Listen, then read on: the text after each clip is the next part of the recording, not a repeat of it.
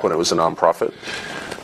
Yes. I mean, the reason OpenAI exists at all is that Larry Page and I used to be close friends, and I would stay at his house in Palo Alto, and I would talk to him late into the night about AI safety. And at least my perception was that Larry was not taking AI safety seriously enough. What did he say about it? He really seemed to be wants sort of digital superintelligence, basically digital God, if you will, as soon as possible. He wanted that? Yes. He's made many public statements over the years that the whole goal of Google is what's called AGI, artificial general intelligence or artificial superintelligence.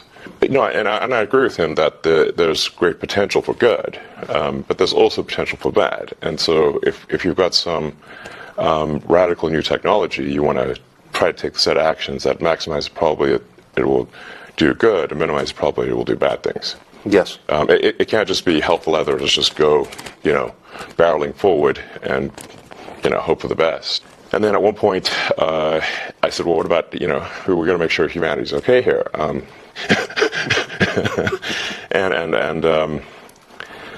then he called me a speciesist. Did he use that term? Yes. And there were witnesses. I wasn't the only one there when he called me a speciesist. And so I was like, okay, that's it. Yes, I'm a speciesist. Okay. You got me. What are you? Yeah, I'm fully a speciesist. Busted. So that was the last straw. At the time, Google had acquired DeepMind, and so Google and DeepMind together had about 3/4 of all the AI talent in the world. They obviously had a tremendous amount of money and more. Everyone loves the idea that AI just sort of appeared one day. Clean, neutral, inevitable, like electricity, like progress itself. But that story falls apart the second you look a little closer, because behind all the polished demos and "this will change your life" headlines, you've got billionaires arguing, seriously arguing, about whether this technology could become dangerous, uncontrollable, or even replace us entirely. And one of those arguments wasn't public, wasn't on a stage, wasn't filtered through PR teams.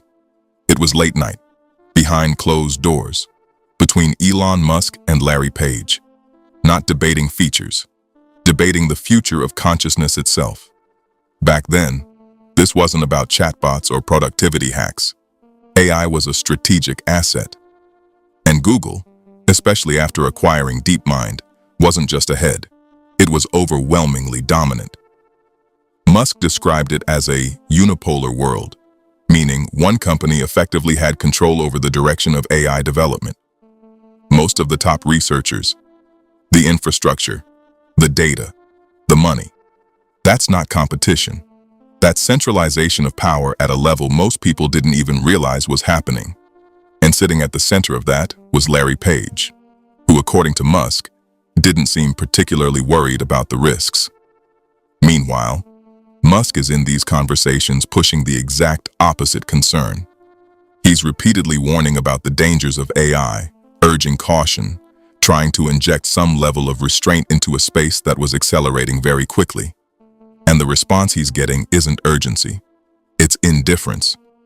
Or worse, dismissal. That contrast is important, because it tells you this wasn't a technical disagreement about timelines or capabilities. It was a fundamental difference in worldview. One side saying, we need to be careful, and the other essentially saying, you're overthinking it. Then it escalates. According to Musk, the breaking point comes when Page calls him a speciesist.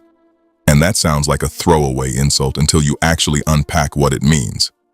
Musk was arguing in favor of protecting human consciousness, keeping humans at the center of the equation. Page's response implies that prioritizing humans over potential machine intelligence is somehow biased. That's not a small disagreement.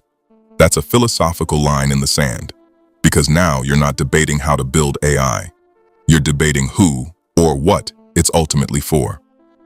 Shortly after that, Musk helps create OpenAI, putting in roughly $50 million of his own money. And regardless of how people feel about OpenAI today, The original intent matters. It wasn't just about innovation. It was about distribution of power. It was an attempt to prevent a single company, especially one that didn't seem deeply concerned about safety, from having unchecked influence over something as consequential as artificial intelligence. That's not a side project. That's a strategic move in response to a perceived imbalance. Now fast forward to today, and people are mostly arguing about whether AI will take their jobs or help them write better emails. That's the shallow end of the pool. The deeper issue hasn't changed. It's still about control. Who builds these systems? What values they embed into them? What trade-offs they're willing to accept? And more importantly, what they're not telling you. Because when someone with that level of influence is described as cavalier about AI risk, that doesn't automatically make them reckless, but it does raise a very reasonable question. What assumptions are they operating under that the rest of us aren't even aware of? This is where the tone shifts from interesting to uncomfortable. Because AI isn't being shaped in some perfectly balanced, globally agreed upon way. It's being shaped by a relatively small group of people with very different beliefs about the future. Some see AI as a tool to enhance human capability. Others are at least open to the idea that humans might not remain the most important part of the system. And once those ideas get translated into actual models, policies, and infrastructure, they stop being abstract. They become reality. So when you hear people casually talking about AI like it's just another piece of software, understand that's only part of the picture. Underneath that is a much more serious layer of influence, ideology, and long-term thinking. The argument between Musk and Page wasn't just a falling out between two tech leaders. It was an early signal of a much bigger divide. One that still exists today, just dressed up in more polished language. And here's the part most people miss entirely. You don't get to interact with AI in a vacuum. Every system you use has already been shaped by decisions you weren't part of, by priorities you didn't vote on, and by philosophies that may or may not align with your own. That doesn't mean there's some grand conspiracy controlling everything, but it does mean the direction of AI isn't as neutral as it's often presented. So no, this isn't some dramatic, cinematic, machines take over overnight scenario. It's quieter than that, more subtle, but arguably more important. Because the real story isn't that these conversations happened. It's that they happened years ago at the highest levels, about questions most people are only just starting to ask now. And while everyone's focused on what AI can do for them, very few are paying attention to who it's ultimately being built to serve.